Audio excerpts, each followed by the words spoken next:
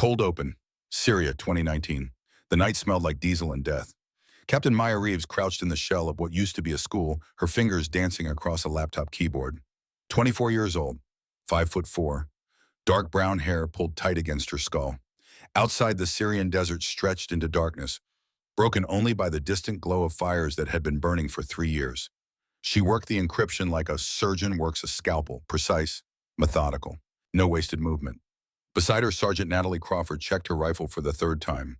32 years old, blonde hair going gray at the temples, hands that had held dying soldiers and newborn babies with equal steadiness. Team leader, 3 deployments. A daughter named Emma, waiting back in Virginia. How long? Natalie's voice barely carried over the wind. Maya's eyes never left the screen. 2 minutes. The coordinates are buried deep, but I've almost got them. Across the room, Corporal Derek Sullivan and Specialist Travis Donovan stacked gear by the door. Sullivan was 28, built like a linebacker from a small town in Tennessee where everyone knew his name. Donovan was 26, thin and wiry, a former college chess champion who could shoot the wings off a fly at 300 meters. They called themselves Ghost Hawk. 4 operators, covert reconnaissance, human intelligence, direct action when necessary. The kind of unit that didn't exist on paper that saved lives in ways no one would ever know about. Maya's screen flashed green. Got it. Volkov's weapons cache, grid coordinates November Whiskey 4721, 200 meters northeast. Natalie Keeter radio. Command, this is Ghost Hawk Actual. We have target confirmation. Ready to proceed. Static crackled. Then a voice Maya would never forget. Colonel Marcus Brennan, 52 years old, 28 years in uniform. A man whose handshake felt like a promise and whose smile hid calculations that would make a chess computer weep. Ghost Hawk Actual, this is command. Abort mission. Repeat, abort mission. Intel indicates compromise. Enemy forces have been alerted to your presence. Air support is being redirected. Extract immediately. Natalie's jaw tightened. Sir, we're 200 meters from target. We can execute and extract in 15 minutes. That's an order, Sergeant. Extract now. Maya's fingers froze on the keyboard. Something was wrong. The encryption she'd just broken showed no signs of enemy communication. No alerts, no increased chatter. If the operation was compromised, the intel would show it. She looked at Natalie. Their eyes met. 5 years of trust compressed into a single glance. Natalie spoke into the radio. Command requesting clarification. What's the source of the compromise? Classified. Extract now, Sergeant. Air support pulls out in 90 seconds. Sullivan grabbed his pack. Orders are orders, Nat. But Maya was already pulling up comms intercepts, running them through filters, searching for the leak that should be there and wasn't. The RPG came through the north wall. The explosion turned the world into noise and light and spinning concrete. Maya felt herself lifted, thrown, slammed into something that might have been a desk or a body or the hand of God reaching down to say not yet but soon. Her ears rang. Her vision swam. She tasted copper and smoke. Through the dust, she saw Natalie on the ground. Chest wound, arterial bleeding, the kind that counts your remaining heartbeats in single digits. Maya crawled, dragged herself across broken stone and shattered glass. Her own back was wet with something warm, shrapnel probably. Deal with it later. Later, when Natalie was... She reached her team leader, pressed hands against the wound, applied pressure the way they'd trained, the way they'd practiced on dummies and pigs, and one terrible night in Afghanistan on a Marine who didn't make it. Natalie's eyes found hers, still clear, still focused. The coin. Blood bubbled at her lips. Give it to Emma. Tell her, her mom. You'll tell her yourself, stay with me. 4 counts in. Maya demonstrated, breathing. The technique that had saved her own life a dozen times, but Natalie's chest didn't rise. 4 counts out. Come on, Nat, breathe with me. Behind them, the second explosion took Sullivan and Donovan. Maya didn't see it, didn't need to. The sound told her everything. The wet crunch of metal meeting flesh. The silence that follows when voices stop mid-sentence, mid-breath, mid-life. Natalie's hand gripped Maya's wrist, surprisingly strong, a mother's grip, a warrior's grip. Promise me. Maya nodded, tears cutting tracks through the dust on her face. I promise. Natalie's hand went slack. Maya knelt there in the ruins, holding her team leader's body surrounded by the dead, while somewhere overhead, the air support that was supposed to protect them banked away towards safer skies. The radio crackled. Nightingale 7, do you copy? Nightingale 7, respond. Her call sign, the one given to her when she'd decoded her first impossible encryption. When she'd proven she could turn chaos into clarity, noise into signal. Maya reached for the radio. Her hand came away red. She looked down. The shrapnel wound in her lower back wasn't just wet, it was bad. The kind of bad that meant minutes, not hours. She triggered her emergency beacon. Then she pulled a challenge coin from Natalie's vest. Worn metal, engraved with a hawk wing spread. On the reverse, a number GH07-114. Maya pressed it to her lips. Whispered words only the dead could hear. Then she crawled into the darkness, leaving a trail of blood that would take her 3 miles before the extraction team found her collapsed in a dried riverbed, more dead than alive. The last thing she remembered before the morphine took her was a medic's face, young and scared, saying words that made no sense. "You're going to be okay. You're safe now." But she wasn't safe. Not really, because somewhere someone had sold them out. And Maya Reeves never forgot a debt. Fade to black 5 years later, Fort Bragg, North Carolina, USA. The words cut through the morning air like a blade. "Captain Reeves, if you cannot maintain even basic uniform standards, perhaps this camp is not the place for you." Colonel Marcus Brennan's voice carried across the parade ground, amplified by the stillness that comes before dawn. 60 officers and trainees stood in formation, breath misting, in the Carolina cold. It was February. The kind of cold that gets into your bones and stays there. At the center of the concrete square, a woman stood alone. Captain Maya Reeves, 29 years old now. 5 years older. 5 years harder. The same dark brown hair pulled tight. The same storm gray eyes. But different somehow. The kind of different that comes from dying and deciding to come back. She did not move. Did not speak.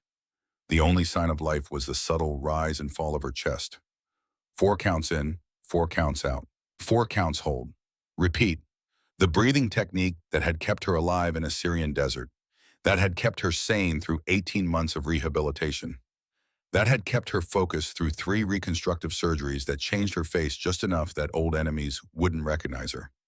Brennan descended from the podium, boots echoing against stone. He circled her like a predator, assessing prey, and Maya's mind cataloged every detail. His gait favored the left leg. Old injury, probably Afghanistan. His cologne was expensive. His watch was more expensive. The kind of expensive that didn't match a colonel's salary. "Do you see this?" He gestured to a small grease stain on her gray physical training shirt, barely visible in the dim light. "This is what happens when we lower our standards. When we allow distractions." The way he said the word made it clear what he meant. The formation shifted uncomfortably, a few suppressed smirks. Men who'd never had to prove themselves because their proof came built into their height, their shoulders, their deep voices that commanded attention without trying. Maya's face remained blank. Her hands hung loose at her sides, but anyone watching closely would notice the white knuckles, the tendons standing out on her wrists, the microscopic tremor that meant she was gripping invisible reins, holding back something that wanted very badly to be let loose. Brennan stopped directly in front of her, close enough that she could smell his coffee breath, close enough that she could see the broken capillaries in his nose, close enough that if she wanted, if she let herself, she could drive the bridge of his nose into his brainstem with one palm strike. "I have half a mind to send you back to whatever desk you crawled out from." Inside her skull, Maya was counting. 43 people in formation, 43 sets of eyes, 12 standing silent, 31 enjoying the show, 5 looking uncomfortable, shifting weight from foot to foot. She noted each face, filed them away, built her map of who could be turned, who could be trusted, who would need to be handled. But first, Brennan raised his voice, addressing the formation. Corporal Kane front and center. A mountain of a man stepped forward. Tyler Kane, 27 years old, former college linebacker. 240 pounds of muscle and ego, wrapped in a uniform that strained at the seams. He'd been grinning since the moment Brennan called Maya's name. Sir Kane's bark echoed off the surrounding buildings. Brennan waved dismissively. "The captain's undershirt. I need to verify it meets regulation. Inspect it." The order hung in the air like the moment before a bomb detonates. Kane hesitated. Just half a second, long enough for Maya to see the conflict in his eyes. He wasn't cruel by nature, just weak. The kind of weak that follows orders without questioning, that laughs at jokes that aren't funny because everyone else is laughing. He moved behind Maya. She did not turn, did not tense, just kept breathing. 4 counts in, 4 counts out, 4 counts hold. "Ma'am, this is going to be quick." Kane's voice carried false courtesy, the kind waiters use with difficult customers. Then he yanked hard. The sound of tearing fabric was shockingly loud. The shirt ripped from neckline to mid-spine, the seam giving way like paper. Cold February air hit Maya's exposed skin, and for a moment the only sound was the wind and someone's sharp intake of breath. Then the gas arc rippled through the formation. Not because of the humiliation, because of what the torn shirt revealed. Ink, dark and intricate, covering the entire expanse of Maya's back. A massive bird of prey. Wings spread wide from shoulder blade to shoulder blade, each feather rendered in stunning detail, shaded to catch light and shadow. The hawk's talons were curled ready to strike. Its beak was sharp, cruel. Its eyes seemed to follow you no matter where you stood. At the center of the bird's chest, small text in a font that spoke of military precision, GH-07. Below that, a single word, Nightingale. At the base of the wings where they met Maya's lower back, Syria 2019. This was not a parlor tattoo, not something chosen from a binder on a drunken shore leave. This was art. This was memorial. This was a gravestone carved into living flesh. The laughter started almost immediately. Holy hell, that's one serious bird. Someone in the third rank. Another voice louder. Did she get that at a zoo? Snickers spread like wildfire through the formation. Men who'd never done anything worth remembering, laughing at a woman who'd done things they couldn't imagine in their darkest nightmares. Brennan stepped back, arms crossed, a satisfied smirk playing on his lips. And if Maya had been looking at his eyes instead of keeping her gaze fixed on the middle distance, she might have seen the flash of something else. Something that looked almost like recognition, quickly buried. Well, Captain, I must admit that is impressive, in a certain light.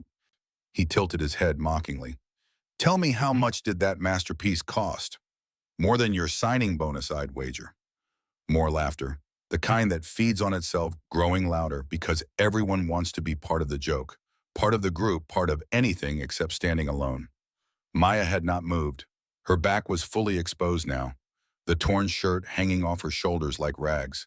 The morning sun crept over the horizon, illuminating the ink. In the right light, the hawk seemed to shimmer, seemed to breathe. Brennan leaned in, squinting at the small text near the bird's chest. He could not quite make it out from where he stood, and Maya felt a cold satisfaction knowing he'd have to get closer, have to acknowledge it, have to see. What does it say? Something inspirational, I bet. Live, laugh, love.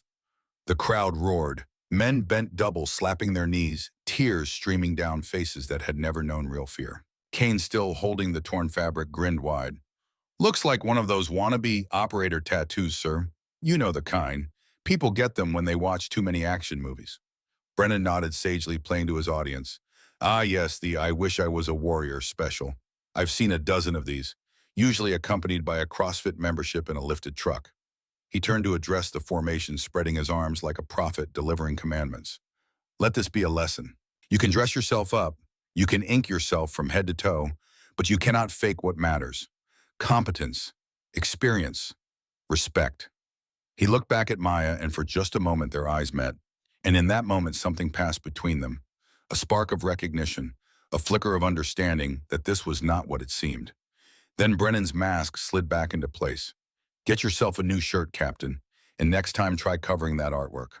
This is a military installation, not a tattoo convention. He waved dismissively. Dismissed. Maya exhaled slowly. 4 counts out. She turned without a word, walking toward the nearest building. Her back remained straight, her pace measured. Behind her, the whispers continued. Can you believe that? Probably got it done on spring break. I bet it's not even finished. Looks like she ran out of money halfway through. $5 says she's never even seen combat. Desk jockey playing dress up. In the back row, Sergeant Major Daniel Cross did not join the laughter. He was 58 years old, 32 years in uniform. He'd seen things, done things that would turn most of these boys' hair white. He'd pulled bodies from burning vehicles in Desert Storm. He'd held the line in Fallujah when holding the line meant accepting that you might not see tomorrow. He'd earned every one of the gray hairs on his head and the scars hidden under his uniform. And he recognized something the others did not. The style of that ink, the precision, the way it sat on her skin, not like decoration, but like documentation. That was not civilian work. That was military art. The kind done in field hospitals or safe houses by people who knew the difference between beauty and necessity. The kind that carried meaning deeper than aesthetics. He watched Maya disappear into the barracks, then glanced at the man standing next to him. Commander Jake Morrison, 31 years old, Navy SEAL, liaison for this joint training operation, faced like carved granite eyes that had seen the worst humanity had to offer and decided to keep fighting anyway. Morrison was staring at the spot where Maya had stood, his expression unreadable. "Something on your mind, Commander?" Cross asked quietly. Morrison shook his head slowly. Her posture. When Kane grabbed her, she didn't flinch, didn't pull away, just stood there like she was used to it. Cross grunted. "Used to what?" Morrison's jaw tightened. "Pain. Control. I've only seen that kind of stillness in people who've been through SEER training. Survival. Evasion. Resistance. Escape. The kind of training reserved for operators who might be captured behind enemy lines. The kind that teaches you how to endure things that would break most people and how to keep your humanity when the world tries to take it from you." Cross raised an eyebrow. "You think she's something more than a liaison officer?" Morrison did not answer. He just kept staring at the space where Maya had been, as if her ghost still stood there, back-exposed hawk wings spread in the morning light. Inside the barracks bathroom, Maya stood in front of a cracked mirror. The torn shirt hung in tatters. The hawk stared back at her from the reflection wings framed by fluorescent light that turned everything the color of old bones. She reached into her pocket and pulled out a small metal coin. The surface was worn smooth from 5 years of handling. On one side, an engraved emblem, a hawk in flight talons extended. On the reverse, a serial number GH07-114. Natalie's coin, the one Maya had promised to give to Emma. The one she'd kept instead, carrying it like a talisman, like a reminder, like a weapon aimed at her own heart to keep it beating when all it wanted to do was stop. She ran her thumb over the worn metal, feeling the grooves that had once been sharp but were now smooth from constant touch. Then she placed it carefully on the edge of the sink next to the soap dispenser and the paper towel holder and all the mundane fixtures of a normal life she would never have. Her reflection showed no emotion. No anger, no shame, just a woman breathing. 4 counts in, 4 counts out, 4 counts hold. Then for the first time that morning, she smiled. It was not a happy smile. It was the smile of someone watching pieces fall into place. Someone who knew something no one else did. Someone who'd set a trap and was watching it close around prey that didn't even know it was being hunted. She pulled on a fresh shirt from her locker, tucked the coin back into her pocket, feeling its familiar weight settle against her hip, and walked out. The rest of the day passed in a blur of pointed glances and whispered jokes. At breakfast, someone made a comment about flying away from responsibilities. During the morning briefing, an instructor asked if she had any other surprises hidden under there, and the room erupted in laughter. Maya said nothing. She ate her meal, 4 bites of scrambled eggs, sip of water, 4 bites of toast. Sip of water, the rhythm that had sustained her through 18 months of rehabilitation when eating felt like swallowing glass and every meal was a small war one. She took notes during the briefing, her handwriting neat and precise. She completed her assigned tasks, administrative work, filing reports, organizing supply manifests. The kind of work that made people forget you existed, that made them look through you instead of at you. By noon, her name was already being used as a punchline. Pulling a Reeves became shorthand for looking tough, but being useless. Lieutenant Garrett Hastings, a signals officer with a talent for gossip and a smile that never reached his eyes, started a group chat. 31 years old, 5'10", the kind of man who'd peaked in high school and spent the rest of his life trying to recapture the glory of scoring the winning touchdown against a team that didn't matter. The first message was a crude drawing of a bird with the caption, "NATO's newest mascot, the do-nothing hawk." Within an hour, 20 people had joined. Maya saw none of it, but she knew it existed. She'd planted monitoring software on the base network 3 days ago, routing copies of all messages through an encrypted server she checked every night. She knew who joined the chat, who liked the messages, who posted the cruelest jokes. She was building a list, filing it away, for later. She was too busy watching, observing, noting who laughed, who stayed silent, who looked uncomfortable, and most importantly, who looked afraid. Colonel Brennan spent the afternoon in his office reviewing personnel files.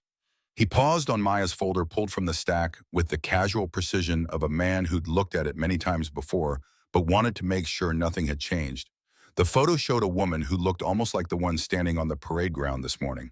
Almost. But the face was different. Softer, rounder, the nose was wider. The eyes were a slightly different shade. Facial reconstruction surgery. The kind you get after severe trauma. The file mentioned a training accident. A fall. Nothing unusual. Brennan read the details again even though he'd memorized them weeks ago. Captain Maya Reeves, 29 years old, commissioned through ROTC at a state university that produced competent officers and forgettable careers. Military occupational specialty, intelligence analyst. Previous postings, Fort Bragg-Ramstein Air Base in Germany. Current assignment, NATO liaison officer. 0 combat deployments listed. 0 field operations. 0 anything interesting. He closed the file with a satisfied snap. Just another paper pusher trying to play soldier. He'd seen 100 like her. They showed up, claimed they wanted to make a difference, then spent their entire careers pushing pixels and attending meetings where nothing got decided and everyone pretended to care. The tattoo was probably the most exciting thing she'd ever done. A moment of rebellion, a desperate grab at significance. He leaned back in his chair, fingers steepled, and allowed himself a moment of satisfaction. The problem was not Maya herself.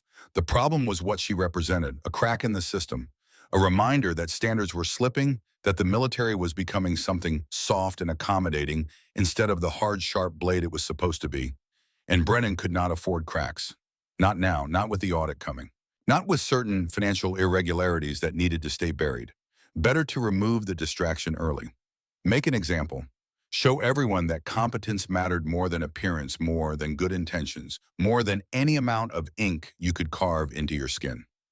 He picked up his phone and dialed a number he'd called a dozen times in the past month. Major Stone, I need you to do something for me. The voice on the other end was cautious. Richard Stone, 45 years old. Admin officer. Thin and balding, the kind of man who lived for regulations and procedures, who found comfort in forms and protocols. What do you need, sir? Captain Reeves, I need her reassigned.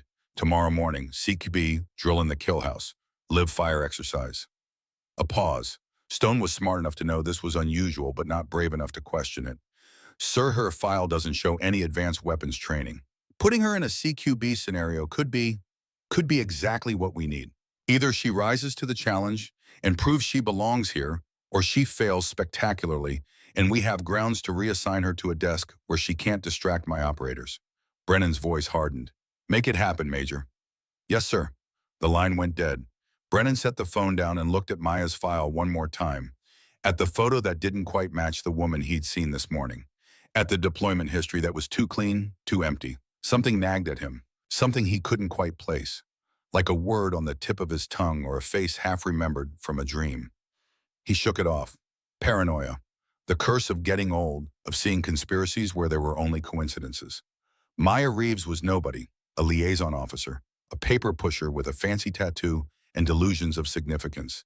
He closed the file and locked it in his drawer. In her quarters, Maya sat on the edge of her bunk, a laptop open on her knees.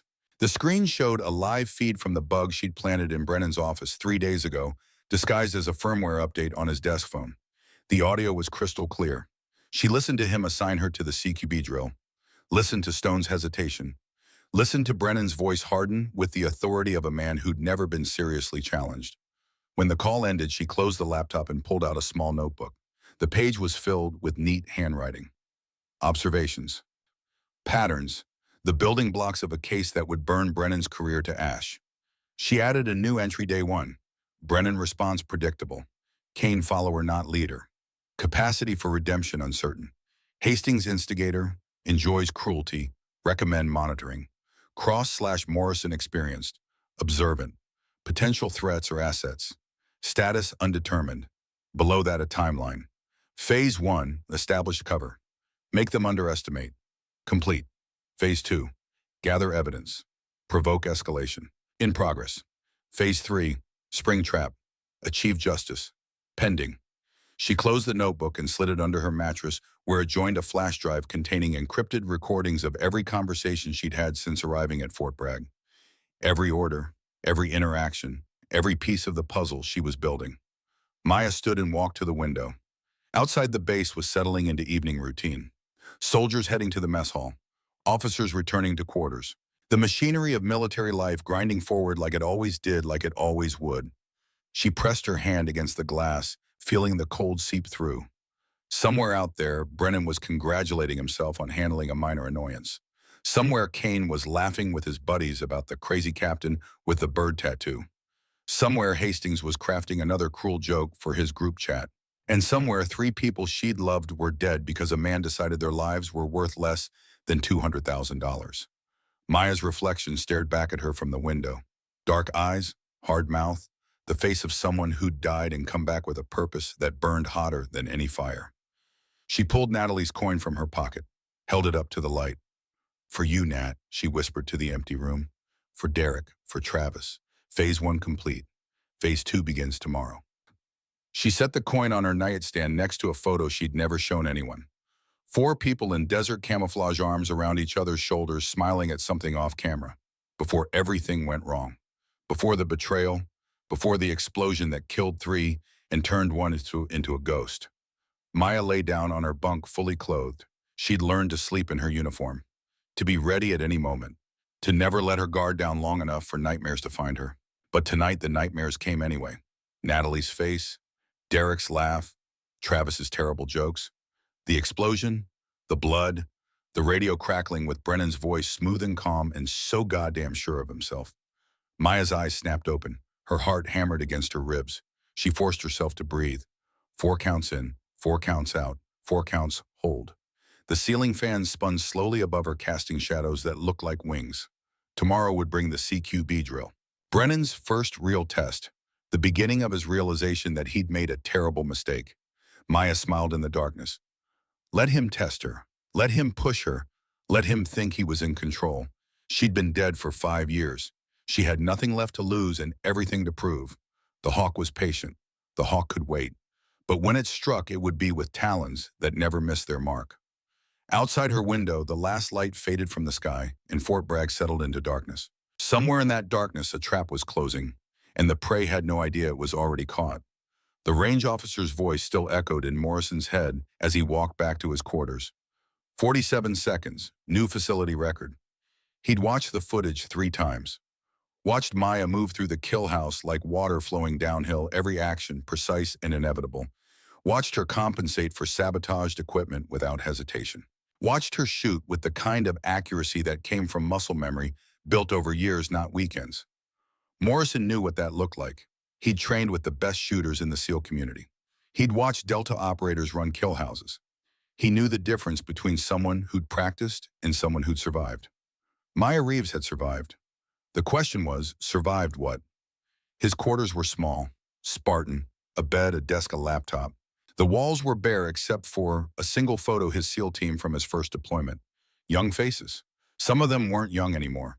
Some of them weren't anything anymore. He sat at his desk and opened the laptop.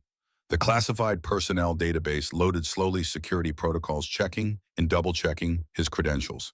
He typed Maya Reeves. The file appeared, same one he'd seen before. Intelligence analyst. Fort Bragg, Ramstein, 0 combat deployments. But now he looked closer. At the dates, at the gaps. There was a 6-month period in 2018 where her location was listed as TDY classified. Temporary duty. The kind of assignment that didn't get detailed in standard files. He clicked deeper, ran a cross-reference search. Maya Reeves in Syria in 2018.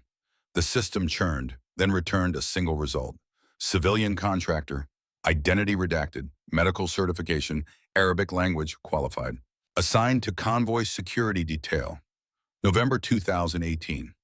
Morrison's heart rate picked up. November 2018. That was when his team had been running escort missions. When he'd been 25 years old and stupid enough to think he was invincible. When the IED had turned his world into fire and screaming. He closed his eyes and let the memory surface. The Humvee flipping, metal shrieking, his body pinned at an impossible angle, blood in his mouth, the copper taste of fear. Then hands, small hands, impossibly strong, pulling at the wreckage. A voice, female, calm as a surgeon's scalpel. Stay with me, breathe, in for 4 counts. He'd tried, failed. His chest felt crushed. Out for 4 counts. The voice had been patient, relentless. It had cut through the pain and the panic and given him something to focus on besides dying. She'd pulled him free, dragged him to cover, applied pressure to wounds he didn't know he had, called for medevac with clinical precision. He'd passed out before seeing her face. Woke up in a field hospital with a concussion, broken ribs, and 18 stitches holding his scalp together. She was gone. The official report listed her as civilian contractor identity redacted for operational security. He tried to find her, tried to thank her, but the trail disappeared into the black world of classified operations and need-to-know compartmentalization. Until 3 days ago, when a woman with storm gray eyes had stood on a parade ground and let herself be humiliated while breathing in a rhythm he'd never forgotten. 4 counts in, 4 counts out. Morrison opened his eyes, typed a new search, Ghost Hawk Intelligence Cell. The system hesitated. Then a warning box appeared, classified material, JSOC authorization required. He overwrote it with his SEAL command credentials. The file opened. Ghost Hawk, established 2017. 4-person team, covert operations in Syria and Iraq, signals intelligence, human intelligence, direct action when necessary. The kind of unit that achieved objectives nobody wanted to talk about and saved lives nobody would ever know were at risk. Team members, redacted, redacted, redacted, redacted. Status operation aborted April 2019. 3 KYA, 1 survivor identity sealed. Morrison scrolled down, found a mission summary dated April 2019. Operation objective, capture arms dealer Konstantin Volkov. Intelligence indicated Volkov was facilitating weapons transfers to insurgent groups. Ghost Hawk positioned 200 meters from target location. Abort order issued by Colonel Marcus Brennan. Reason intelligence compromise. Enemy forces alerted. Air support redirected. Extraction assets pulled. Result team ambushed during withdrawal. 3 killed in action. 1 survivor critically wounded. Body recovery incomplete due to hostile caused fire. Morrison read it twice. Then a third time. Something was wrong with the timeline. The abort order had come before any evidence of compromise. As if Brennan had known the team would be hit. As if he'd wanted them to be hit. He tried to access the full operational files. The screen flashed red. Access denied. Clearance insufficient. Contact JSOC operations for authorization. Morrison sat back. His hands were shaking. If Maya had been Ghost Hawk, if she'd been the survivor, then someone had faked her death. Given her a new face through reconstructive surgery, created a cover identity as a desk officer, and sent her back to Fort Bragg where Brennan was running a training command. She wasn't here to train. She was here to hunt. His phone buzzed. Unknown number. Encrypted message. Stop digging. You're not ready for what you'll find. Morrison stared at the text. His webcam was covered with tape paranoia he'd developed years ago. But someone was watching. Someone knew he'd accessed the Ghost Hawk files. He typed, "Who is this?" The response came immediately. "A friend. Trust the process. All will be revealed in time." The message deleted itself 5 seconds later. Morrison closed the laptop, lay back on his bed. Sleep felt impossible, but he needed to try. Tomorrow would bring answers. Or more questions. In his experience, they were usually the same thing. 3 doors down, Sergeant Major Cross sat in his own quarters, staring at a piece of medical packaging. The glove wrapper he'd picked up at the obstacle course. Lot number MFG-2018-Q3, 6 years old. Ancient by military supply standards. Personal kit maintained and carried through multiple assignments, multiple deployments. The kind of gear you carried when you'd been to places where the supply chain didn't reach, and you were all that stood between wounded teammates and death. Cross had 32 years in uniform. He'd seen things, done things. He knew what combat looked like, smelled like, felt like. He knew the difference between someone who'd read about trauma care in a manual and someone who'd performed it with bullets flying overhead. Maya Reeves had performed it with bullets flying overhead. He pulled out his phone, scrolled through his contacts, found a name he hadn't called in 3 years. Master Sergeant Linda Zhao, retired now, but she'd spent 15 years with the 75th Ranger Regiment before moving to a classified assignment she still couldn't talk about. The phone rang twice. "Cross, you old bastard. What do you want?" "I need information, off the record." "Of course you do. What kind?" "Ghost Hawk, Syria 2019. Silence on the other end. Then Jesus Daniel. "That's locked tighter than Fort Knox." "Why are you asking?" "Because I think one of them is alive and on my base." More silence. Cross could hear Zhao breathing, could almost see her mind working through the implications. If one of them is alive and operating under a false identity, then they're on a mission. JSOC authorized. You don't interfere with that, Daniel. You don't even acknowledge it exists. I need to know if I can trust her. Who? Captain Maya Reeves. That name mean anything to you? Zhao's laugh was bitter. That name doesn't exist. But if it did, and if the person using it was who I think they are, then yeah, you can trust her with your life, with anyone's life. She's one of the best operators I've ever seen. Operators, she's listed as an intelligence analyst. Daniel, if someone's carrying a cover that deep, you don't blow it by asking stupid questions. You watch, you wait, and when the time comes, you back them up. Understand. Cross understood. Thanks, Linda. Don't thank me. And Daniel, whatever's about to happen, keep your head down. Ghost Hawk doesn't miss. The line went dead. Cross set the phone down, looked at the glove wrapper again, at the lot number that told a story in 6 characters. Maya Reeves had been preparing for this moment for 6 years, carrying trauma supplies just in case. Training, planning, building a case one piece of evidence at a time. And now the trap-in was about to close. Day 3 became day 4. Maya woke at 0430 the way she'd woken every morning for 5 years. No alarm. Just her body's internal clock trained through repetition until sleep became another mission parameter to be controlled. She dressed in the dark, PT uniform, boots laced tight, hair pulled back with mechanical precision. The challenge coin sat on her nightstand, Natalie's coin. She picked it up, felt the familiar weight, the worn edges. Pressed it to her lips for just a moment. Today, Nat. Today it starts. She tucked it into her pocket and left her quarters. The base was still dark, a few lights scattered across the landscape like fallen stars. Somewhere, sentries walked their post. Somewhere, early shift personnel stumbled toward coffee and the start of another day. Maya ran 5 miles. The same route she'd run every morning since arriving. Past the admin buildings, past the barracks, past the parade ground where Brennan had torn her shirt and exposed her hawk to mockery. Her feet hit the pavement in steady rhythm. Her breathing matched. 4 counts in, 4 counts out. She wasn't running for fitness. She was running reconnaissance, watching which lights came on when, who left their quarters early, who stayed late, building a map of patterns and behaviors that would tell her when to strike. At mile 3, she passed the range. Sergeant Daniels was there, already setting up targets for the day's qualifications. He saw her, raised a hand in greeting. Maya nodded back, kept running. Daniels watched her go, small figure disappearing into the pre-dawn darkness. He thought about the CQB drill, about her shot placement, about the way she'd moved. He'd been a range officer for 8 years. He knew what 47 seconds meant, knew what it took to achieve that time with sabotaged equipment. It meant Maya Reeves was not who her file said she was. He went back to setting up targets, but the question nagged at him. If she wasn't a desk officer, what was she? And what was she doing at Fort Bragg? At 0600, Maya stood in Major Stone's office. He'd summoned her. Urgent meeting, no explanation. Stone sat behind his desk, fingers drumming on a manila folder. His face was pale, worried. Captain Reeves, sit. Maya sat, parade rest, hands folded, face neutral. Stone opened the folder. Inside were printouts, medical reports, the surgeon's evaluation of her work on Private Carver, photographs of her trauma kit packaging. I've been asked to conduct a review of your medical certifications. His voice was tight, controlled. The voice of a man who knew he was touching something dangerous. According to your file, you have basic first aid, completed 6 years ago, nothing advanced. He looked up at her. Yet yesterday you performed tactical combat casualty care that saved Private Carver's leg, possibly his life.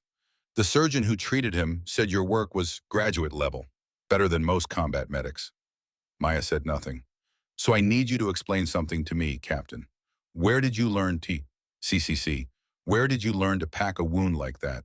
Where did you learn to call in a 9-line medevac with that level of precision? Experience, sir. Stone's fingers stopped drumming. What experience? Your file shows desk assignments.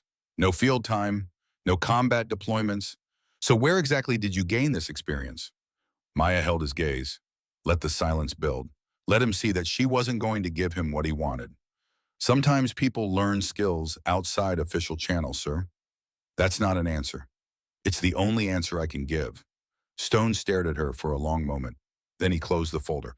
I'm going to pretend this conversation never happened. But understand something, Captain. People are asking questions. Colonel Brennan is asking questions. And when a colonel asks questions, answers tend to appear whether you want them to or not. I understand, sir. I hope you do. Dismissed. Maya stood, saluted, left the office. In the hallway, she pulled out her phone, opened the app that looked like a weather forecast but was actually a recording interface, played back the conversation she'd just had. Stone's voice. Colonel Brennan is asking questions. Maya saved the file, backed it up to 3 separate encrypted servers, added it to the growing collection. 48 recordings now, each one another piece of the puzzle, another link in the chain that would eventually wrap around Brennan's neck and pull tight. That afternoon, Lieutenant Hastings' group chat exploded. Someone had leaked photos from Carver's rescue, close-ups of Maya's hands, the combat gauze, the splint placement, the blood. The chat had grown to 23 members. The messages came fast. Hastings, she got lucky, right place, right time. Anyone with basic first aid could have done that. But then a medic in the group responded. Corporal James Wright, 8 years of experience, 2 deployments. He'd seen real trauma care in real combat. Right, no, this isn't basic first aid. Look at the wound packing technique. That's TCCC, Tactical Combat Casualty Care. You don't learn that from a weekend course. You learn it through repetition, through doing it for real when people are shooting at you, right? And the 9-line medevac. She rattled that off in 20 seconds without notes. Perfect format. That's muscle memory, combat muscle memory. The chat went quiet. Then someone posted, "What if she's not just a liaison officer?" Nobody responded, but the silence was heavier than any words. Maya, reading the chat from her hacked feed, allowed herself a cold satisfaction. Doubt was spreading, questions were forming. The foundation of their certainty was cracking. Let them wonder. Let them question. Let them start to understand that they'd been very, very wrong. She closed the app, checked the time, 1500 hours. In 6 hours, she had a meeting, off base, with people who officially didn't exist. But first, she needed to prepare for tomorrow. Tomorrow would bring the final test, the extraction drill that Brennan would rig to be impossible. The moment when she would have to step fully into the light. She was ready. 5 years of preparation. 5 years of carrying Natalie's coin and remembering the promise made in Syrian ruins. Tomorrow the ghost would become flesh. Tomorrow the hawk would strike. Night fell over Fort Bragg. In his quarters, Brennan paced, back and forth across the worn carpet. His phone was in his hand. He'd been staring at it for 20 minutes, building up the courage to make a call he'd been avoiding. Finally, he dialed. The voice that answered was smooth, European accent softened by years in America but never quite erased. "Colonel Brennan, it's been some time.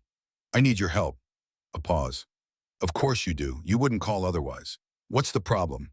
"A captain, Maya Reeves, she's asking questions, looking into things that should stay buried." "And you want her to stop asking questions?" "I want her gone, transferred, discredited, removed. I don't care how." The voice laughed, soft, dangerous. "Marcus, my friend, I think you underestimate your problem." "What do you mean?" "Maya Reeves is not asking questions. She already knows the answers. She's just waiting for you to realize it." Brennan's blood went cold. "What are you talking about?" "Tell me something, Marcus. Do you know what Ghost Hawk was?" The name hit Brennan like a fist to the solar plexus. That operation ended in 2019. Everyone died. Not everyone. The voice was cold now, clinical. One survived, one very patient, very dangerous woman who spent 5 years planning exactly how to make you pay for what you did. That's impossible. The survivor was declared dead, yes. Very convenient, don't you think? A death certificate, a sealed file, a new face courtesy of reconstructive surgery, a new identity, all arranged by people who wanted justice for 3 dead operators. Brennan's hand tightened on the phone. "Who are you, Tom? Someone who knows better than to get between Ghost Hawk and her prey. I suggest you do the same." The line went dead. Brennan stood, frozen, phone still pressed to his ear, listening to silence and understanding with terrible clarity that he wasn't the hunter. He was the prey. And the trap had already closed. In her quarters, Maya sat with her laptop open, watching live feeds from the bugs she'd planted. Brennan's office, Morrison's room, Stone's office. She'd heard Brennan's phone call, recorded every word, the fear in his voice, the desperation. She saved the file, added it to her archive. 49 recordings now. Tomorrow would make it an even 50. The extraction drill, the moment when Brennan would overplay his hand completely. When she would call in the quick reaction force and blow her cover in a way that couldn't be denied or explained away. When everyone would finally understand who and what she was. Maya pulled out her notebook, updated her timeline. Phase 2, gather evidence. Provoke escalation. Accelerating on schedule. Tomorrow, final test. QRF extraction. Full reveal. Phase 3, justice. She closed the notebook, looked at the photo on her nightstand. 4 people in desert camouflage, arms around each other, smiling. Natalie, Derek, Travis, and Maya herself younger before the explosion, before the surgeries, before 5 years of patient hunting. Tomorrow, she whispered. Tomorrow we finish phase 2. She checked her watch, 2,200 hours, 2 hours until her meeting. Maya changed clothes, dark civilian wear, no insignia, no identification. The kind of outfit that wouldn't be remembered, wouldn't be noticed. She left her quarters through the back window, moved through the shadows between buildings. Years of training made it automatic. How to move without being seen. How to navigate terrain using darkness instead of fighting it. At the perimeter fence, she found the gap she'd created 3 days ago. A section where the chain link had been carefully cut and repositioned so it looked intact but could be pushed aside. She slipped through, into the trees beyond the base, into darkness. 2 miles north, a car was waiting, black sedan. Government plates, the kind that didn't officially exist but somehow always appeared when needed. The driver didn't speak, just drove. They reached an industrial park. Abandoned warehouses, the kind of location that was perfect for meetings that couldn't happen. Maya got out, walked to the third warehouse, pushed open the door. Inside, 3 people waited. General Sarah Calloway, 54 years old, JSOC liaison, gray hair, hard eyes, hard. A woman who'd commanded respect through competence, not politics. Captain David Ashford, JSOC operations, 38 years old. The kind of officer who ran missions nobody would ever hear about. And a woman Maya knew only as Tower 4. No name, no rank, just a handler who coordinated operations from the shadows. Calloway spoke first. Status report. Maya pulled out a flash drive. 49 recordings, financial evidence, testimony from 2 junior officers Brennan pressured. Everything needed for a conviction. Ashford took the drive. Tomorrow's extraction drill. He'll rig it, wrong maps, excessive enemy forces. He wants me to fail catastrophically. Wants casualties to justify removing me. And you'll call in the QRF. Yes, ma'am, that's when the cover blows. When everyone sees what I really am. Tower 4 leaned forward. You understand, this is irreversible. Once you reveal yourself, Maya Reeves, the desk officer, ceases to exist. You become Nightingale 7 again. No going back. Maya met her eyes. I've been Nightingale 7 for 5 years. Maya Reeves was always just a mask. Calloway nodded. After tomorrow, we move to phase 3. Brennan will be arrested. You'll testify. Then Ramstein. Phase 2, Maya said, the network. 3 targets. Volkov's people embedded in our logistics chain. They've been selling intelligence for 6 years. Longer than Brennan. Ashford handed her a folder. Dossiers. Memorize them tonight.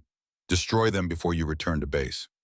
Maya took the folder. Inside were 3 faces, 2 men, 1 woman. Names redacted but positions clear. People who'd betrayed their oaths for money. People who would answer for it. Time frame, Maya asked. 72 hours after Brennan's arrest. You'll have operational authority. Whatever you need. Whoever you need. Maya nodded. Understood. Calloway stood. 5 years is a long time to wait for justice. Justice doesn't expire, ma'am. It just compounds interest. The general almost smiled. Dismissed, Captain. Maya left the warehouse, got back in the sedan, rode in silence back to the base. She slipped through the fence gap, moved through shadows to her quarters, changed back into her PT uniform, sat on her bunk with the dossiers. 3 faces, 3 targets, 3 people who thought they were safe because they'd covered their tracks and bought the right silence. They were wrong. Maya memorized every detail. Names, faces, habits, weaknesses. By 0200, she had it all committed to memory.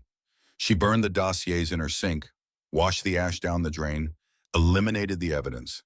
Then she lay down, closed her eyes, let her breathing settle. In for 4 counts, out for 4 counts. Tomorrow would bring the extraction drill, the QRF, the revelation. Tomorrow, Fort Bragg would learn that the woman they'd mocked was actually the weapon they should have feared. Tomorrow, Brennan would understand that selling out Ghost Hawk had been the last mistake of his career. Maya's lips curved in the darkness. Not quite a smile. Something colder, more final. Patience had been her weapon for 5 years, but the time for patience was ending. The Hawk had watched, had waited, had learned every weakness in her prey's defenses. Tomorrow the Hawk would strike, and when Hawks strike, they don't miss. Outside her window, Fort Bragg slept, unaware that tomorrow would bring a reckoning. unaware that justice delayed for 5 years was finally coming home. Maya closed her eyes and let sleep take her, but her hand remained closed around Natalie's coin, a promise kept in metal and memory, a debt paid in patience and steel. Tomorrow, day 4 came with the weight of inevitability. Maya woke at 0430. No alarm needed. Her body knew. 5 years of preparation had led to this moment, and every cell understood what was coming. She dressed in tactical gear, checked her equipment with the methodical precision of someone who'd learned that survival lived in the details. Rifle magazines, radio batteries, medical kit, everything in its place because chaos was coming, and preparation was the only shield against it. The challenge coin sat on her nightstand. She picked it up, held it to the light. GH07-114. Natalie's number. Natalie's legacy. Today, Nat. Today they answer for what they did to you. She tucked the coin into her chest pocket, right over her heart, where it belonged. The briefing room was cold at 0600. Fluorescent lights cast everything in harsh shadows. Maya stood among 15 other soldiers listening to Major Stone outline the final evaluation. Live extraction drill. Rescue a high-value target from a mock compound. Enemy role players armed with simunition rounds. Paint bullets that hurt like hell but didn't kill. Stone's voice was tight, nervous. He knew something was off but couldn't articulate what. Team assignments. Alpha team, you're with Sergeant Decker. Bravo team. He paused, looked at his clipboard like it had personally offended him. Kane, Briggs, Williams, Patterson, and Captain Reeves. Tyler Kane's face was carefully neutral when he looked at Maya. 3 days ago, he'd torn her shirt, revealed her tattoo to mockery. Now he knew she'd set a facility record in the kill house, had saved Private Carver's leg with trauma care that made surgeons ask questions. He didn't know what to make of her anymore. Kane, your team leader, Stone continued. Here are your maps. Your objective is to breach the compound, neutralize enemy resistance, secure the HV, and extract. You have 30 minutes. Questions? Nobody had questions. Stone dismissed them with visible relief, like he was washing his hands of whatever was about to happen. Maya took her assigned map, studied it while the team geared up. The compound was an old warehouse on the eastern edge of base. 2 stories, multiple entry points, standard layout, except it wasn't. Maya had hacked the drill parameters last night. She knew what Brennan had done. The map they'd been given was wrong. There was an extra hallway on the first floor, a staircase that didn't match the blueprint, and the enemy forces listed as light resistance, approximately 10 role players, had been tripled to 30. Brennan wanted casualties, wanted her to fail in a way so catastrophic that removing her would seem like mercy instead of murder. She said nothing, just loaded her magazines and waited. The team assembled at the vehicle bay. Kane checked everyone's gear with professional competence. Whatever he'd been 3 days ago, he was trying to be better now. Standard breach and clear, he briefed. We stack, we flow, we communicate. Briggs, you're on point. Williams and Patterson, you're middle. Captain Reeves, rear security. Maya nodded, rear security. The position reserved for the least experienced operator. The person least likely to screw up the entry because they came through last. Brennan had arranged that too, probably. Put her in a position where she couldn't affect the outcome, where she'd be forced to watch his trap close around soldiers who didn't deserve to be pawns in his game. Except Maya had been playing this game longer than Brennan realized. They loaded into the transport. The ride to the compound took 12 minutes. Nobody spoke. The silence had the quality of soldiers before combat, focused internal, each person running through their own mental checklist. Maya used the time to center herself. Breathing. 4 counts in, 4 counts out. This was it. The moment when the mask came off. When Maya Reeves, the desk officer, died and Nightingale 7 walked back into the light. She was ready. The warehouse loomed against the morning sky. 2 stories of weathered concrete and industrial anonymity. Windows dark, doors closed. Somewhere inside, a role player in an orange vest waited to be rescued. Somewhere inside, 30 enemy role players waited to turn this drill into a massacre. The team dismounted, moved to the staging area. Kane did a final comms check. Comm check. Briggs, good. Sam. Williams, good. Patterson, her good. Captain Reeves, Maya keyed her radio, the standard issue 1 clipped to her vest. Good. But in her cargo pocket, hidden from view, was a second radio. Smaller, more sophisticated, military-grade encryption. The kind that connected to frequencies most people didn't know existed. She'd tested it last night. The quick reaction force was standing by, waiting for her call. Kane checked his watch. We have 30 minutes.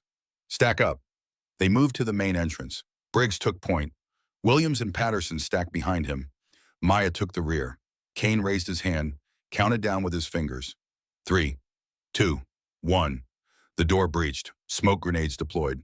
The team flowed inside like water, each soldier moving to his assigned sector. Immediately something was wrong. The interior didn't match the map.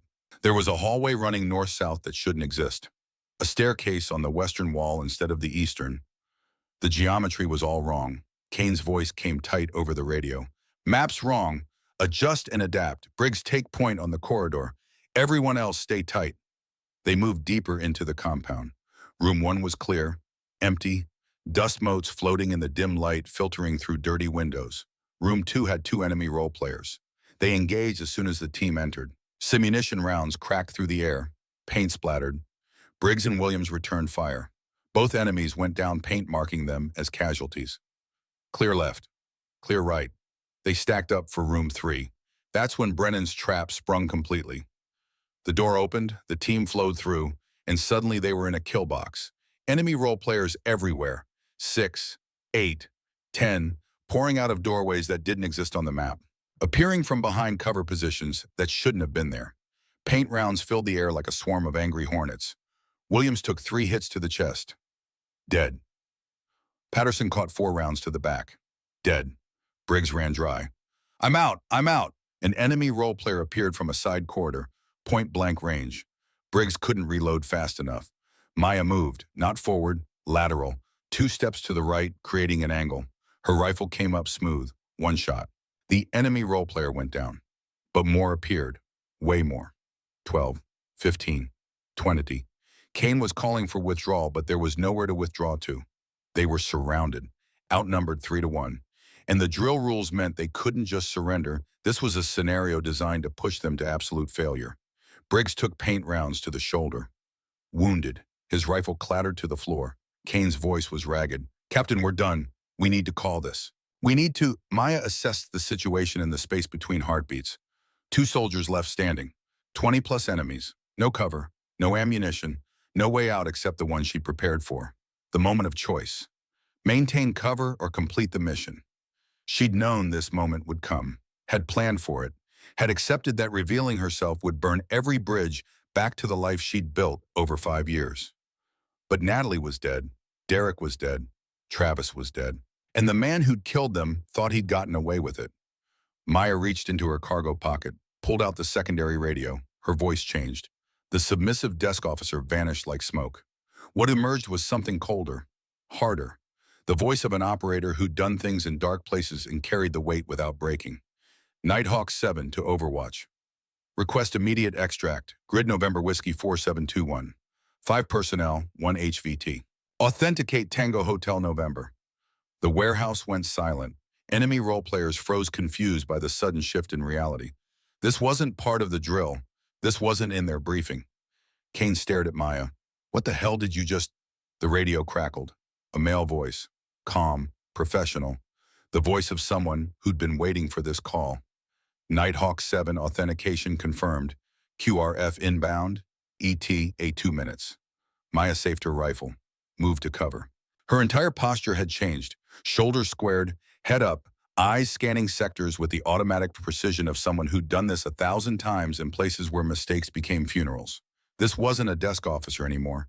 This was an operator. The enemy role players didn't know how to respond. Some lowered their weapons. Others looked to their trainer for guidance. The trainer, a staff sergeant named Collins, just shook his head slowly. I think this drill just became something else, he said quietly. The eastern door exploded inward. Not a training breach. Not a simulation.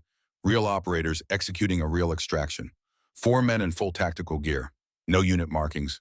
Faces obscured by balaclavas. They moved like violence distilled into human form, fast, efficient, utterly professional. The lead operator's voice cut through the stunned silence. Drill is terminated. All role players clear the area immediately. This is now a live operation. They scattered, enemy role players dropping their simunition weapons and evacuating like the building was on fire. The operators swept the compound in 90 seconds.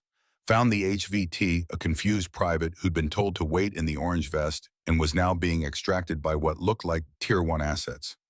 One of the operators paused beside Maya, nodded once, a gesture of recognition between professionals. between people who'd operated in the same dark spaces and spoke the same unspoken language.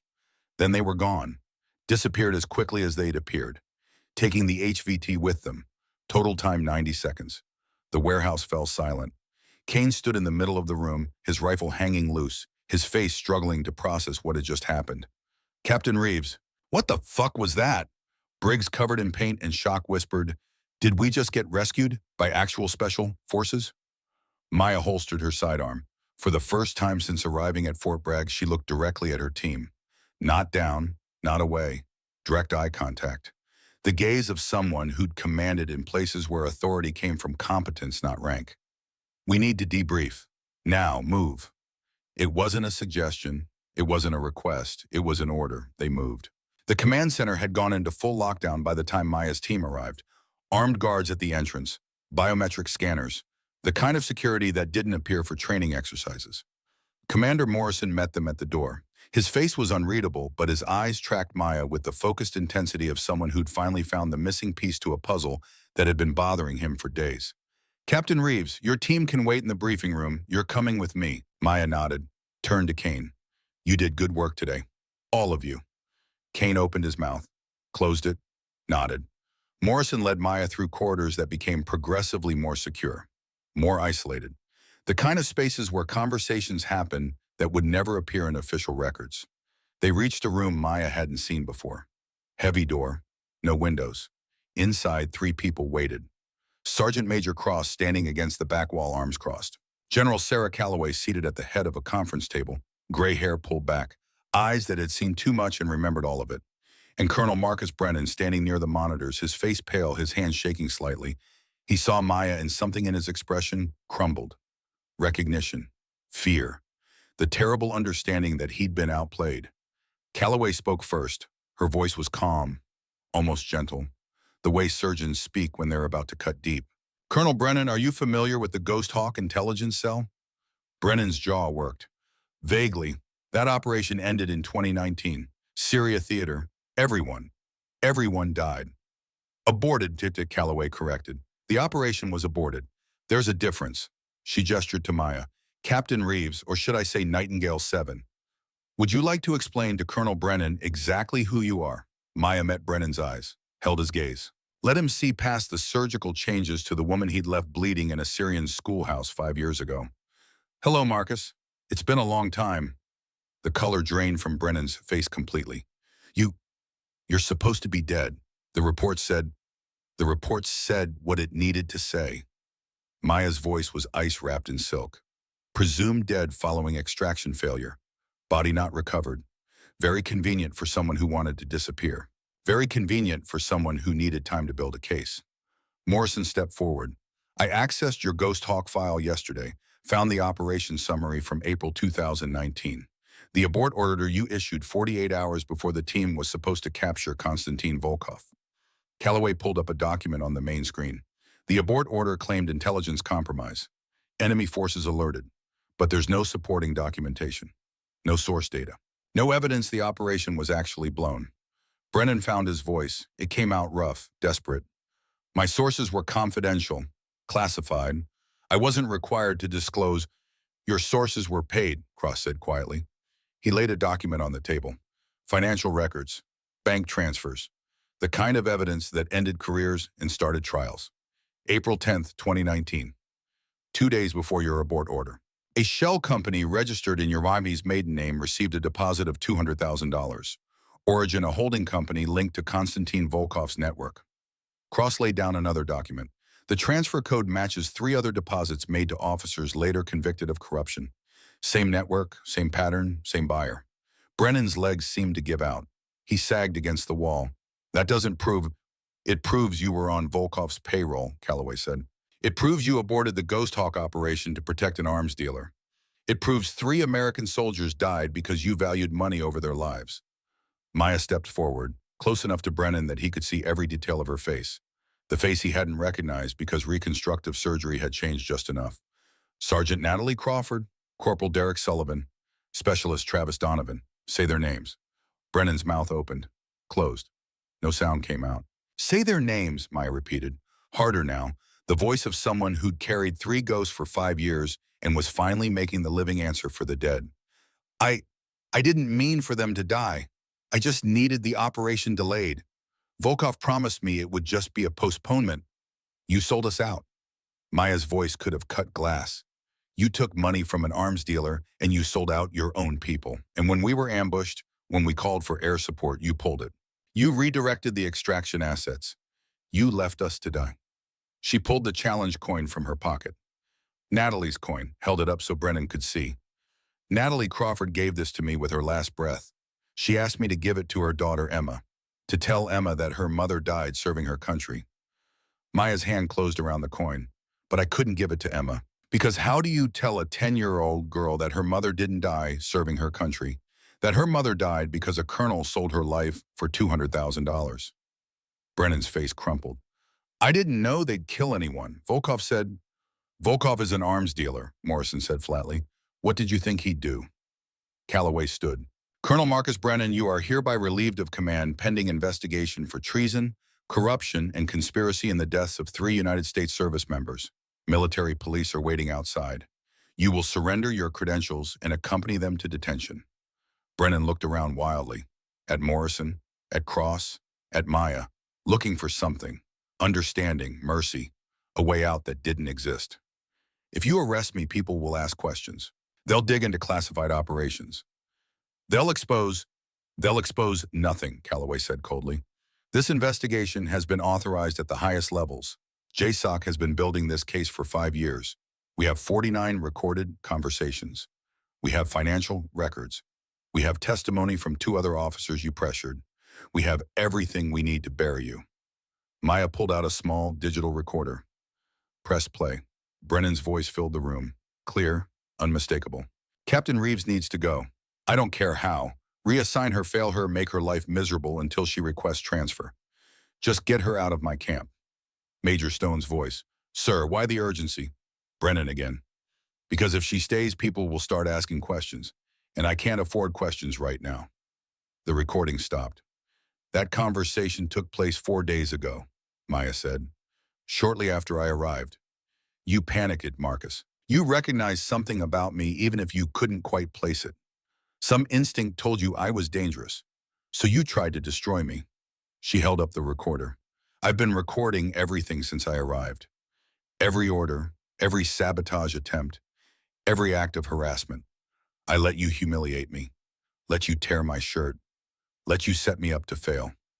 Because every action you took was another piece of evidence, another nail in your coffin. Brennan stared at her. This was all a trap, from the beginning.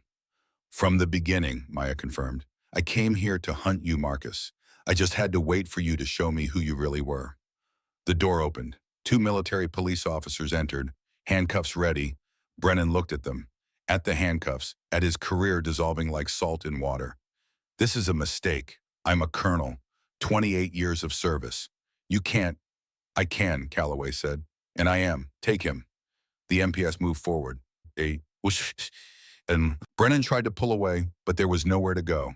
They cuffed him efficiently, read him his rights in flat professional tones. As they led him to the door, he looked back at Maya one last time. You should have stayed dead.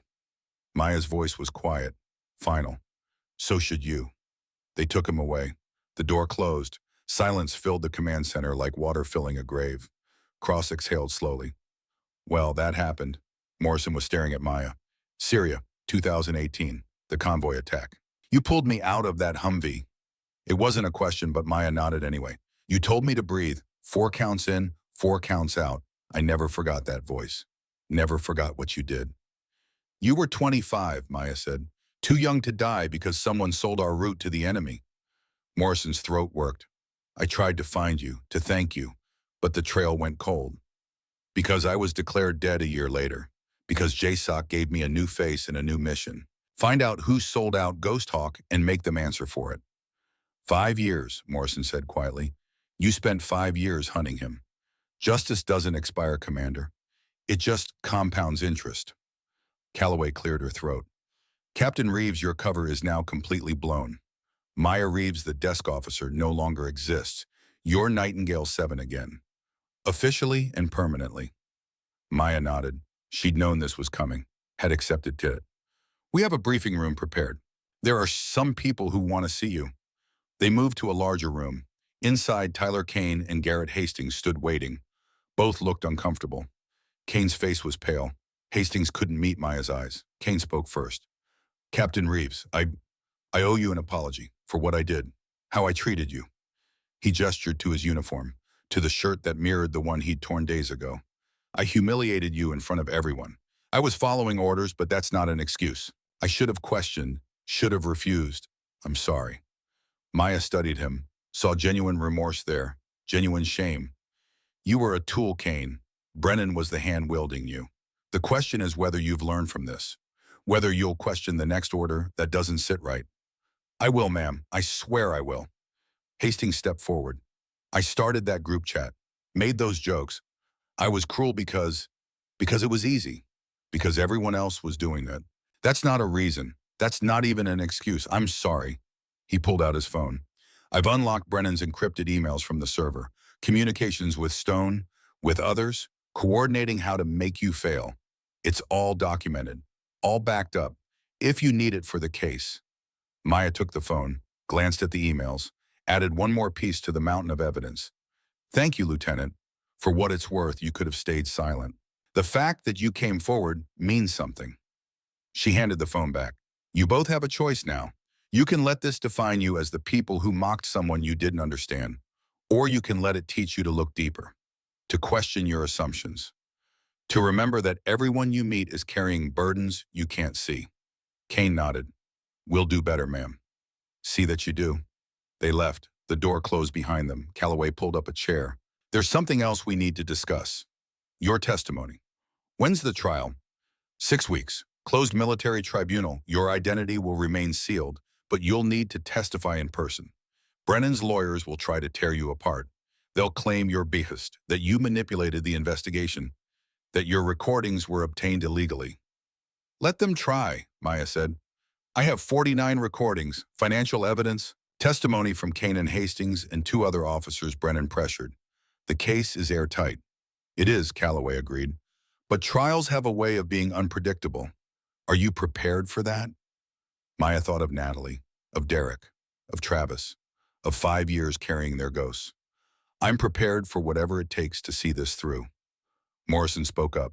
What happens after the trial? Calloway and Maya exchanged glances. That's classified, Calloway said. But let's just say Captain Reeves has other work to do, other people who need to answer for their crimes. Cross understood immediately. Volkov's network, the people who paid Brennan weren't just paying him. There are others. 3 others, Maya confirmed.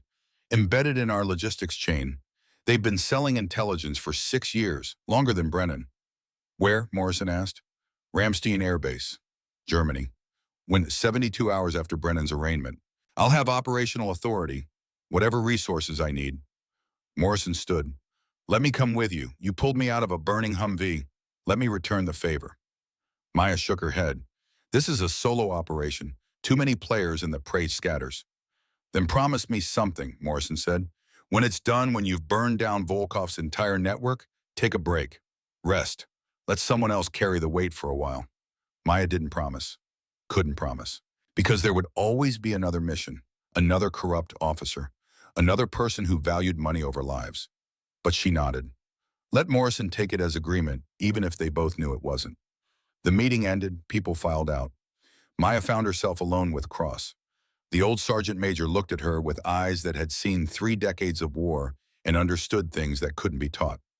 You know what I see when I look at you, he asked. What? Someone who died 5 years ago and decided to come back. Not for revenge, for justice. There's a difference. Maya was quiet for a moment.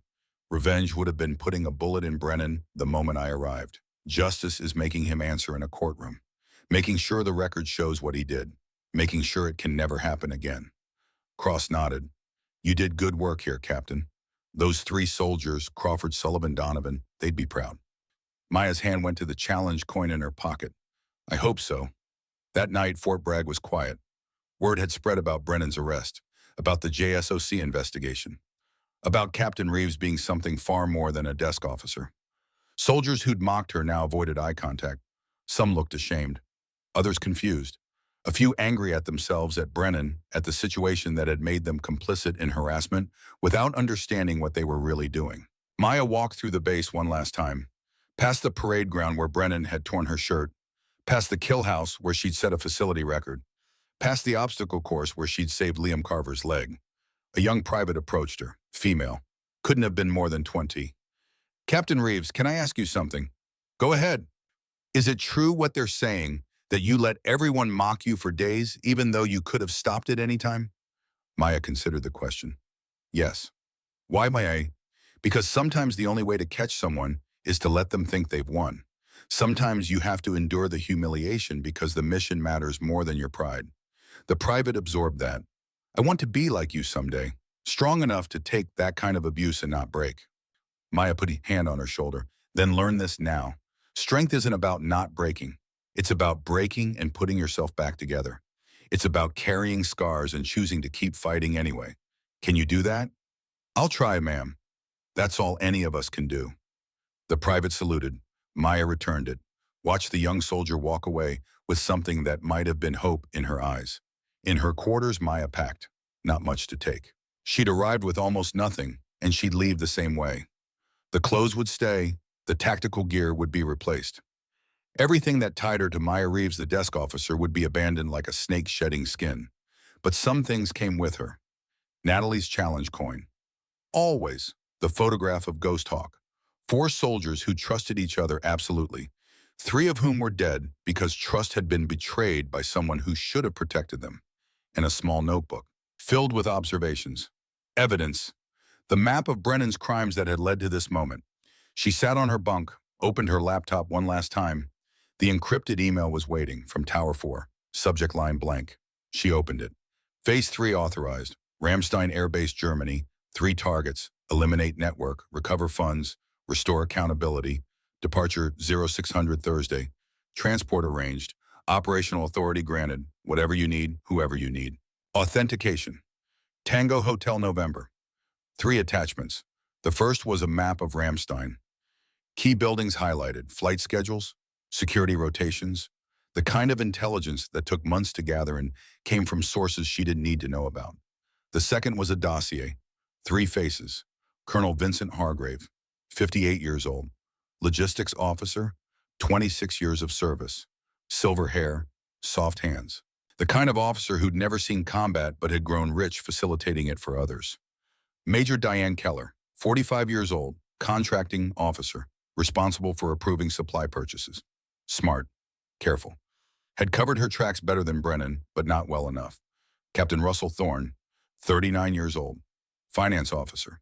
The money man, the one who actually moved the funds and made sure the numbers added up to something that looked legitimate.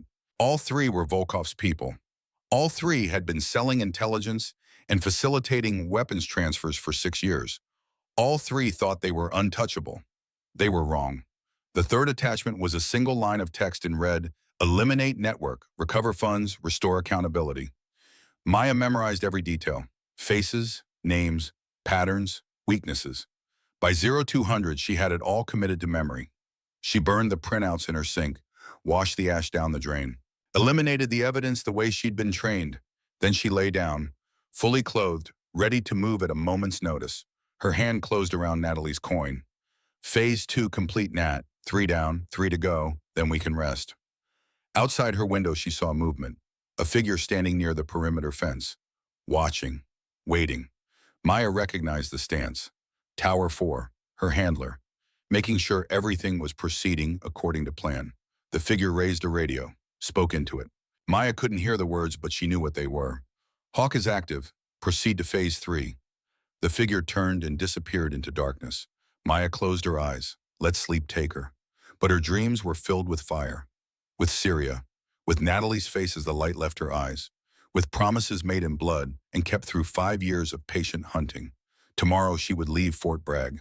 Would board a transport to Germany.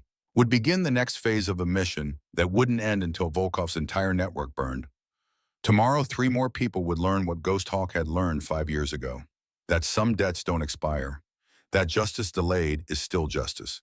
That when you betray your oath and sell out your people, eventually someone comes to collect. And Ghost Hawk always collected. Dawn came cold and clear. Maya stood at the base entrance at 0530. A black SUV waited. Government plates, tinted windows, the kind of vehicle that existed in budgets but not in official records. Commander Morrison was there. He didn't say anything, just handed her a small box. Inside was a sealed trident, the one he'd earned in training, the one he'd worn through 2 deployments. Syria, he said. When you pulled me out, I was wearing this. It survived the explosion, survived everything. I want you to have it. Maya held the trident, felt the weight of it, the meaning. I can't take this, Commander. You earned it. And you saved the man wearing it. That makes it yours as much as mine. She looked at him, saw the young man he'd been at 25, the operator he'd become, the person who understood that some debts transcended rank and protocol. Thank you. Don't thank me, just come back. When phase 3 is done, when the network is burned down, come back and let us buy you a beer and tell you that what you did mattered. It mattered to Natalie, to Derek, to Travis. That's enough. Morrison nodded, stepped back, saluted. Maya returned it, then climbed into the SUV. The driver didn't speak, just drove. As Fort Bragg disappeared in the rearview mirror, Maya pulled out Natalie's coin one more time, turned it over in her hands, let the weight of it center her. 5 years ago, she'd made a promise in the ruins of a Syrian schoolhouse to give this coin to Emma Crawford, to tell her that her mother died serving her country. But she couldn't do that. Not yet. Not until everyone who'd contributed to Natalie's death had answered for it. Brennan was just the first. Hargrave Keller and Thorne were next. And after them, Volkov himself, the arms dealer who'd started this chain of corruption and death. The hawk had been patient, had waited 5 years, had endured humiliation and mockery and pain. But patience was ending. The time for watching was over. The time for striking had come. Maya pressed the coin to her lips, whispered words only ghosts could hear. Soon, Nat. Soon this is finished. Soon you can rest. The SUV merged onto the highway, headed toward the airfield, toward the transport that would take her to Germany, to Ramstein, to phase 3. Behind her, Fort Bragg faded into morning mist. Ahead, 3 targets waited, unaware that the weapon they should have feared was already in motion, unaware that Ghost Hawk never missed, unaware that justice 5 years delayed was finally coming home. Maya settled into her seat, closed her eyes, let the rhythm of the road lull her into a state between waking and sleeping. In this space she saw them. Natalie, Derek, Travis. Not as they'd been when they died broken and bleeding, but as they'd been before. Smiling, alive, together. We're not done yet, she told them, but we're close. I promise, we're close. The ghosts didn't answer, they never did, but she felt their presence, their approval, their understanding that what she was doing mattered in ways that transcended revenge or justice or any word that could be spoken. She was keeping faith, honoring the dead by making sure their deaths meant something, making sure the corrupt answered, making sure the next generation of soldiers didn't have to wonder if their commanders valued money over lives. That was enough. That had to be enough. The SUV drove on through the Carolina morning, toward an airfield where a transport waited, toward Germany, toward 3 people who thought they were safe. They were wrong. Ghost Hawk was coming. And hawks, when they strike, don't miss. Not today, not ever. The coin grew warm in Maya's hand, or maybe that was her imagination. Either way, it felt like Natalie was there, approving, understanding, ready to finally rest when the last debt was paid. Soon the coin seemed to whisper. Soon. Maya opened her eyes, looked out the window at the landscape rushing past. Somewhere ahead, Ramstein waited. Somewhere ahead, justice waited. And Maya Reeves' No Nightingale 7 was ready to deliver it, with talons that never missed their mark, with patience that had lasted 5 years and would last however long it took, with a promise kept in blood and steel and unwavering purpose. The hawk was patient, the hawk was precise, and the hawk was coming home.